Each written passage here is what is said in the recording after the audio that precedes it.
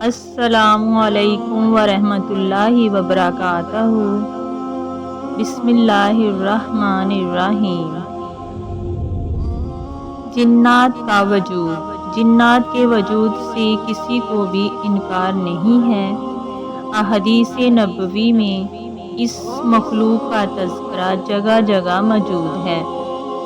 جنات کے وجود سے کسی کو بھی انکار نہیں ہے۔ قرآن کریم میں اور احادیث نبوی میں اس مخلوق کا تذکرہ جگہ جگہ موجود ہے۔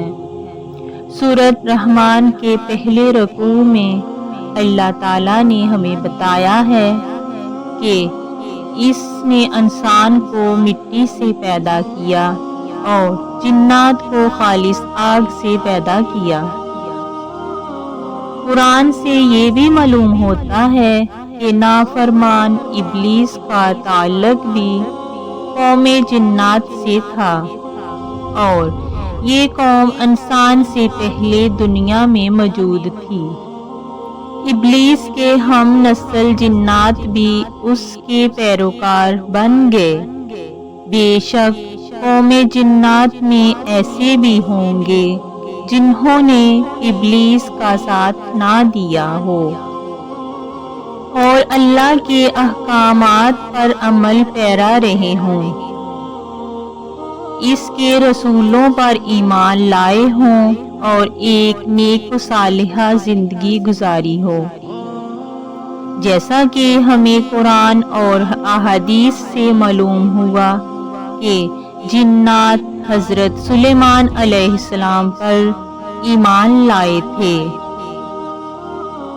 اور ان کی اطاعت و فرما برداری کرتے تھے،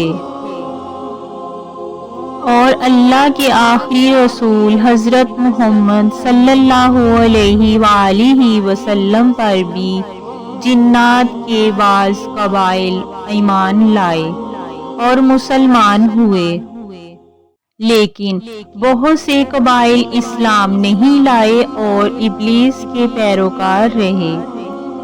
ان کا کام اولاد آدم کو بہکانا اور تکلیفیں پہنچانا رہا۔ یقیناً یہ سلسلہ آج بھی جاری و ساری ہے۔ جنات کی شرارتوں اور انسانوں کو تکلیف پہنچانے کے واقعات ہمیں حضور اکرم صلی اللہ علیہ وآلہ وسلم کی حیات طیبہ کے دوران بھی نظر آتے ہیں۔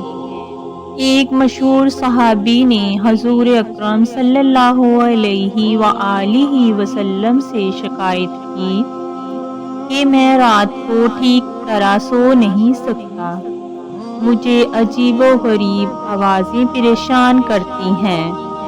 تو آپ صلی اللہ علیہ وآلہ وسلم نے فرمایا کہ یقیناً وہاں کچھ شیاطین جنات ہیں، اور پھر کاغذ قلم منگوا کر جنات کے نام ایک فرمان تحریر کرایا اور صحابی کو دیا کہ آپ اپنے سرہانے رکھ کر سوئیں۔ دوسرے دن صحابی نے آ کر بتایا کہ رات جنات کے رونے اور چیخنے کی آوازیں آئیں اور پھر بند ہو گئیں۔ آپ صلی اللہ علیہ وآلہ وسلم نے تصدیق فرمائی کہ وہ شیاطین اب ختم ہو گئے ہیں۔ آپ کا یہ تاریخی فرمان کتب حدیث میں موجود ہے۔ جنات کا وجود اور ان کا زندگی گزارنا، ان کا رہن سہن، کھانا پینا، باہم شادی بیاہ کرنا، اولاد پیدا کرنا ایک حقیقت ہے۔ قدیم مذہب اور اسلام اس حقیقت سے انکار نہیں کرتے۔ اسی طرح جنات اور انسانوں کے درمیان رابطے کا ثبوت بھی واقعات شواہد کی روشنی میں مل جاتا ہے۔ مدینے میں ایک عورت کے پاس کوئی جن آیا کرتا تھا اور دونوں کے درمیان جنسی تعلقات تھے۔ پھر اچانک اس جن نے آنا بند کر دیا، لیکن چند روز کے وقفے کے بعد ایک روز وہ آیا اور عورت سے دور رہا۔ اس عورت نے پاس نہ آنے کا سبب پوچھا تو جن نے جواب دیا، مکہ میں ایک نبی پیدا ہوئے ہیں اور انہوں نے زنا حرام کر دیا ہے، یہ کہہ کر وہ واپس چلا گیا۔ بعض علماء انسان اور جنات کے درمیان شادی یا جنسی تعلقات کے قائل ہیں اور بعض اس کا انکار کرتے ہیں۔ اس حوالے سے قدیم مفسرین نے بھی اپنی رائے پیش کی ہے اور جدید دور کے علماء بھی اپنی اپنی رائے رکھتے ہیں۔ علامہ ابن تیمیہ اپنی کتاب مجموع الفتاوی میں لکھتے ہیں، کبھی کبھی انسان اور جنات آپس میں نکاح کرتے ہیں اور ان کی اولاد بھی ہوتی ہے۔ یہ چیز بہت مشہور اور عام ہے۔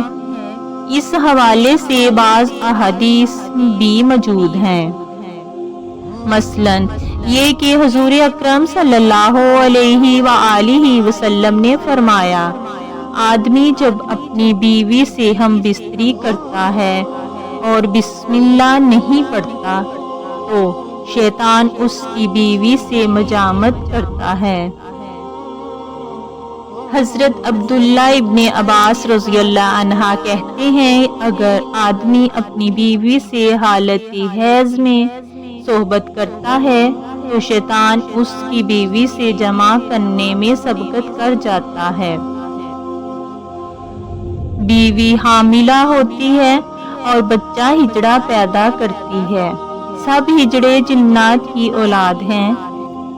ایک اور حدیث جو علامہ ابن جریرہ سے روایت ہے، جس میں کہا گیا ہے کہ نبی صلی اللہ علیہ وآلہ وسلم نے جنوں سے شادی کرنے سے منع کیا ہے۔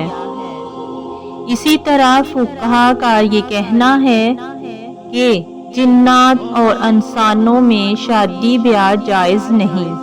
تابعین کا اس فعل کو مکروہ سمجھنا اس بات کی دلیل ہے کہ یہ کام ممکن ہے۔ اگر ممکن نہ ہوتا تو شریعت اس کے جواز عدم کا فتویٰ نہ دیتی۔ ویڈیو کو لائک، کمنٹ اور شیئر کریں اور چینل کو سبسکرائب کریں۔ شکریہ، جزاک اللہ خیر۔